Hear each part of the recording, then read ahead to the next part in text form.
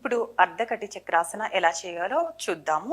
2 పాదాలు కూడా జాయింట్ చేసి ఉంచుకోండి. నీస్ 2 కూడా దగ్గరగా ఉండే విధంగా చూసుకోండి.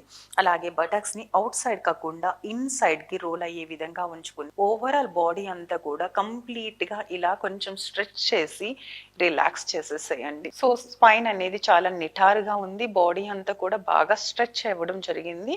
ఈ యొక్క స్థితి నుంచి ఈ విధంగా ప్రారంభ స్థితి తాడాసన స్థితికి వచ్చేసేయండి. ఇక్కడి నుంచి శ్వాసన తీసుకుంటూ నెమ్మదిగా కుడి చేతిని పైకి తీసుకుని వెళ్ళండి. ఈ షోల్డర్ లెవెల్ వెళ్ళిన తర్వాత మీరు అరిచేతిని ఈ విధంగా పైకి తీసుకుని వెళ్ళాలి.